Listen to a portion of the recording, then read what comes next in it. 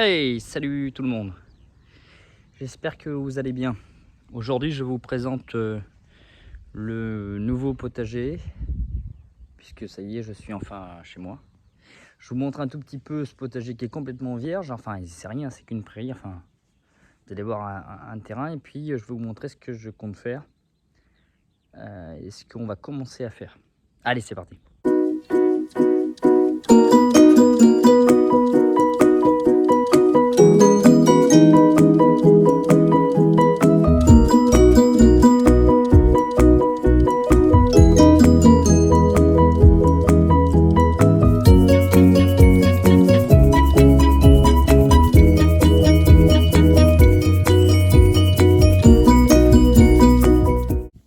Allez, c'est parti.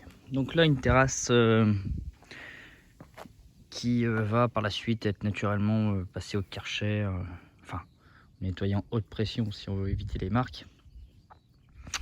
Le long de cet appentis va venir une pergola et j'essaierai de faire grimper quelques passiflores dessus. Ici, heureuse chance dans notre alliance permacole, puisqu'on a des bambous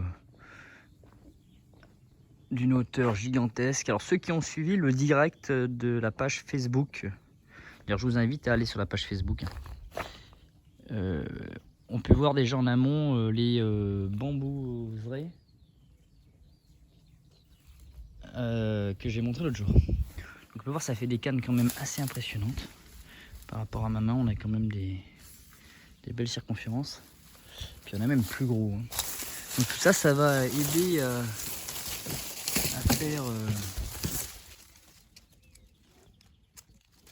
de futures cannes. Et puis de toute façon, je vais garder la partie bambou. Il ne s'agit pas de la raser. Hop, et donc le jardin est là. Donc là, l'étendoir à linge qui est ici va disparaître, va être amené à être passé un peu plus par là. Pour laisser place au potager. Donc, une haie de pyracantha ici. Sur cette parcelle là, de l'angle des bambous jusqu'à cette haie de pyracantha, va venir un jardin ornemental.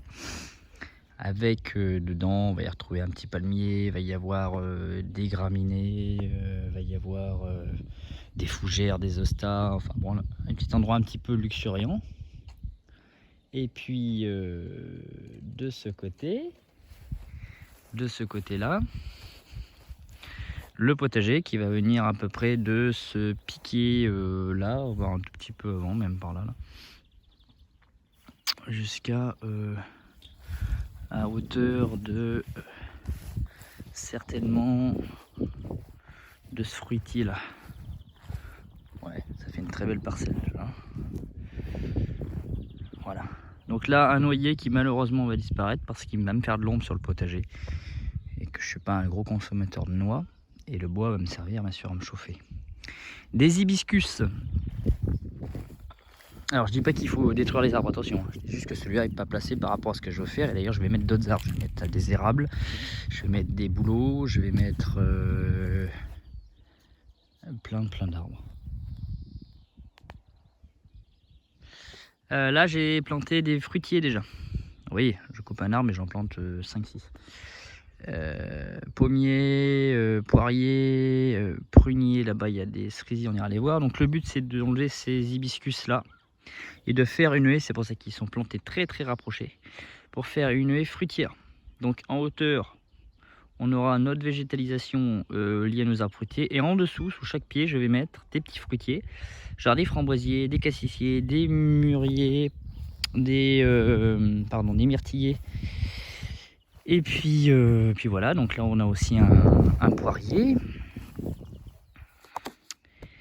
Conférence, voilà celui-là.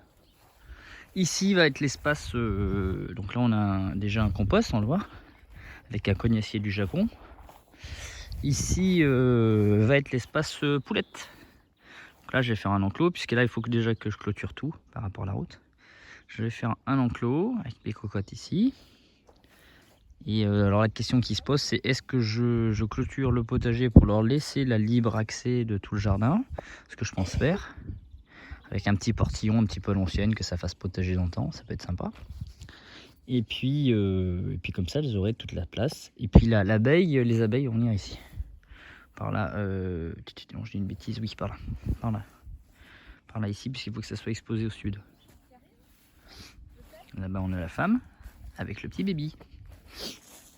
Et on fait coucou à la caméra. Non. Voilà. Et là, viendra aussi sur cette parcelle-là un massif ornemental. Et mon magnolia. Et il y aura un magnolia, oui. Parce que ici viendra une future chambre ici. Donc on aura la vue sur ce massif.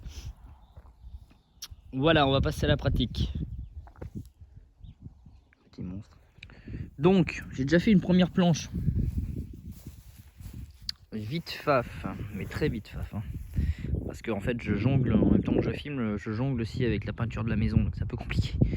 Mais en même temps, j'ai des impératifs de plantation pour pas perdre mes planches. Je suis obligé quand même d'essayer de trouver un moment pour faire un peu de tout. Donc là, ici, on a devant nous des pieds de blettes. Alors ces pieds de blettes, je les ai achetés chez un producteur maraîcher, enfin pépiniériste, je crois qu'on peut appeler ça comme ça, qui était en représentation, pas en représentation, en vente directe devant dans le magasin là où je travaille. Donc ce sont des plants bio. Il faudrait que je vous mette le nom du... Enfin, si ça intéresse ceux qui sont dans le Cher ou dans la Nièvre, je vous mettrai le nom en description. Si je retrouve le nom. Donc, j'ai acheté pour 1 € les 5 pieds. 1 € 5 pieds de blettes. Donc, 5 pieds, c'est plusieurs petits pieds en fait. C'est 2 à 3 petits pieds. Moi, je les laisse serrer. On va voir ce que ça donne. Donc, on a 5 pieds de blettes rouges et 5 pieds de blettes jaunes. Moi, j'avais fait des blettes, souvenez-vous, blanches. Malheureusement, le problème avec ces blettes blanches, c'est qu'elles elles ont étiolé, donc elles ont filé. Donc, je suis bon pour les refaire. Donc, je me suis dit hier, tiens, ça tombe bien. Hop. Et j'ai aussi acheté chez lui un gros pied d'artichaut. Moi, j'ai les miens, mais voilà, ça me permet d'avoir peut-être une autre variété. Et puis, il faisait aussi, enfin du moins il faisait plein d'autres choses, mais des tomates, mais j'en ai assez, vous le savez très bien. J'ai pris aussi chez lui des pieds de chou kale. Voilà, c'est des choux pour ceux qui ne connaissent pas, on consomme que les feuilles.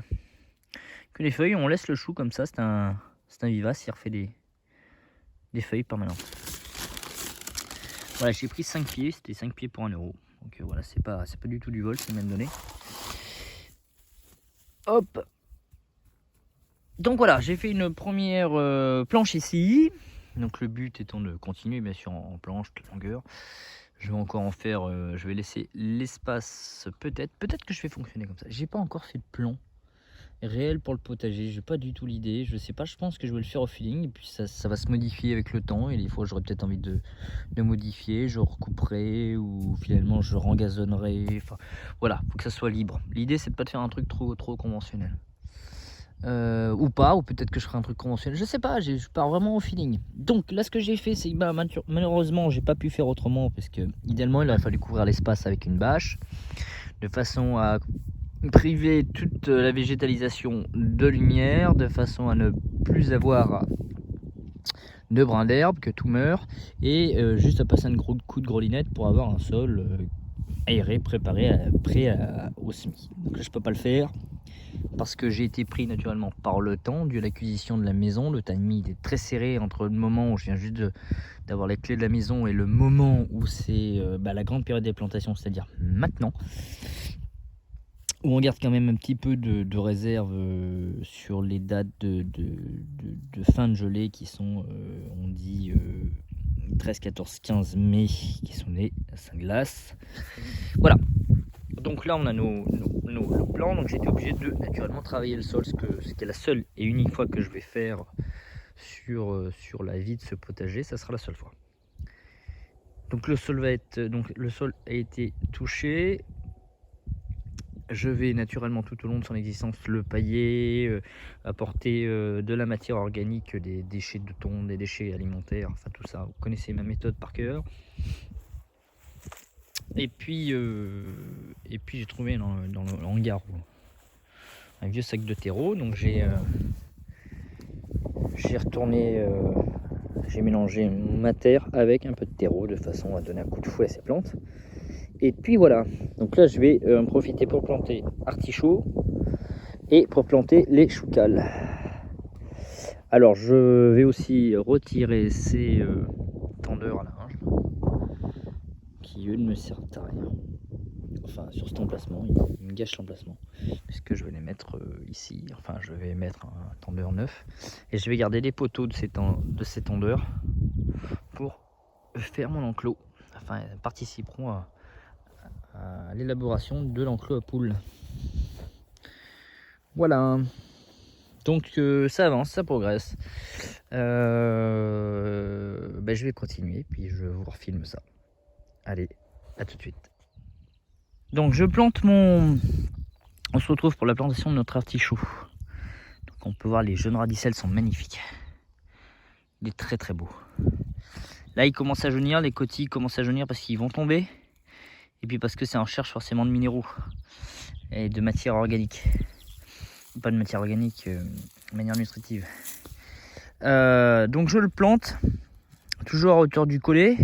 J'ai mis un mélange engrais, pas engrais, qu'est-ce que je dis, terreau, fond de compost quoi. Je le mets en continuité, donc on peut le voir. Il est en continuité parce que le but c'est vraiment d'avoir une continuité de planche comme ça jusqu'à arriver à notre artichaut. J'ai laissé une grande marge entre l'artichaut et le début de la haie. Parce que l'artichaut à prendre 1 mètre, 1,50 m, il peut grossir énormément. Donc voilà, le but c'est que lui il ait son espace. Voilà, et puis bon je vais continuer la suite et on se retrouve, c'est parti. Bon voilà, j'ai avancé un petit peu. Donc je me suis servi de la fourche bêche pour attacher le cordeau, pour essayer de tirer quelque chose d'à peu près droit. Donc j'ai fait une première parcelle. Donc on se développe un petit peu sur l'idée. Une première parcelle, là-bas on a notre artichaut dans le trou, paf. Là je vais terminer à faire le bras. Une première parcelle, là je laisse un espace. C'est un espace pour le passage. Voilà, ça me permet le passage. Pareil entre chaque planche, je vais laisser l'équivalent de la terrine à peu près. Et de la terrine comme ça là. Hop. Voilà, et puis là je vais recommencer à refaire une planche ici, et puis ainsi de suite, ainsi de suite. Donc voilà. Donc j'ai planté des choux comme je vous le disais, des blettes, là-bas l'artichaut, là des salades aussi, j'ai mis quelques salades qui traînaient, qui végétaient plus qu'autre chose. Là j'ai planté, comme on les voit ici, là des choux cales, achetés comme je vous le disais chez le petit producteur. Voilà, parce que j'en avais pas fait en semis, j'en avais pas acheté de semis, c'était l'occasion. Bon, 1 € les 4, ça a fait très bien l'affaire. Puis je suis pas un gros consommateur de choux moi, donc c'est vraiment pour les gamins, pour qu'il y ait une diversité. Et puis voilà, là je vais garder finalement ce poteau là et ce poteau là, parce que j'essaierai peut-être de mettre des plantes grimpantes, ou enfin ça peut avoir un style, un charme pour le jardin. Donc ce que je vais faire, c'est que je vais couper de suite mes fils de fer, et là je vais planter quelques pieds de capucine vite fait, et puis voilà. Voilà. Hop, ça c'est fait, ça sera parfait.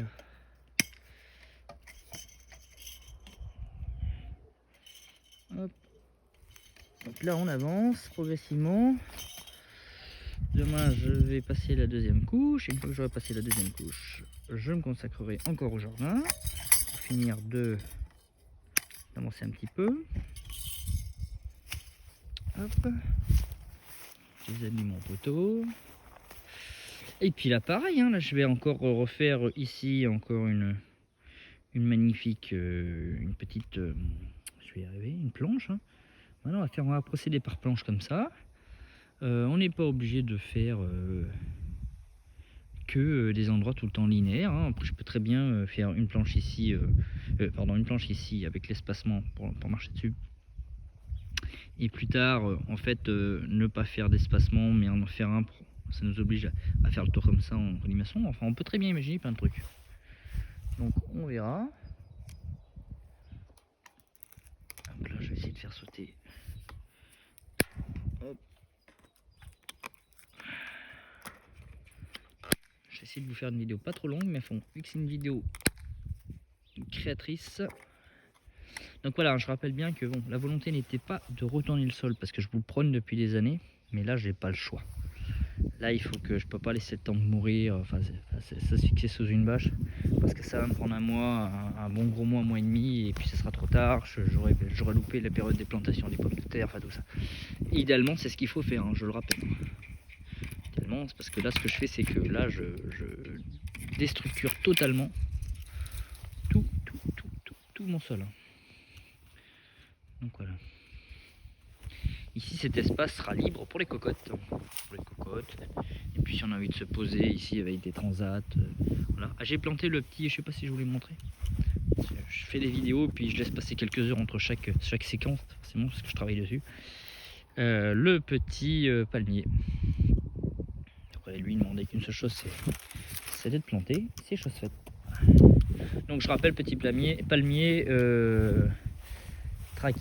Trachycarpus fortunei, qui lui va jusqu'à moins 15, moins 20. On part du principe que moins 15 me paraît déjà largement bien. Et ici, au max, enfin cette année, j'ai enregistré un moins 8. Ce qui est déjà amplement suffisant en termes de gelée pour tout détruire. Ce qui fut le cas sur mon fruitier. Je vais vous montrer un petit peu vite fait. C'est un peu le chantier là. J'ai investi sur ce magnifique tuyau là, 22 €. Voilà, les ravages de la gelée matinale, mais en même temps il y a un moment qui végétait en jauge et là il était temps. Donc on voit la gelée est passée par là, c'est pas grave, hein. Il n'y a pas mortibus. Là dans des cas comme ça, si vous attendez des fruits c'est mort. Moi j'attends rien du tout avant 2-3 ans, hein, donc je ne suis pas du tout inquiet. Donc là ce que je veux c'est qu'il se revégétalise. Et une fois qu'il aura développé son système foliaire, et ben moi ça m'ira. Mais là c'est vrai que tout n'est pas mort, hein. On voit que ça c'est de la jeune pousse, hein. Ça va repartir, faut pas s'inquiéter, ça arrive. Petite gelée. Donc voilà. Et on s'adapte au changement climatique, c'est-à-dire à des périodes où on se tape 28, 29, 30 degrés et puis 3 jours plus tard on perd 35 degrés puisqu'il fait moins 5. Et ce qui est vrai, ce qui a été le cas là. En plus il commence à gentiment se développer là. Et puis le reste ça bourgeonne pas des masses. On va voir. Petit prunier, on va voir. Là par contre notre poirier lui, une Mio. Bien, j'adore la poire. Je cherchais d'ailleurs si quelqu'un a un petit filon pour avoir un poirier beurré d'Anjou. C'est quasi introuvable. C'est pas quasi, c'est que je ne le trouve pas. Donc si quelqu'un a un filon, je suis méga preneur. Ça forme une grosse poire à l'ancienne, immense. Je vous invite à regarder si ça vous intéresse. Donc la prunier Reine Claude, hein. Pareil, il n'a pas encore bourgeonné, donc je m'interroge.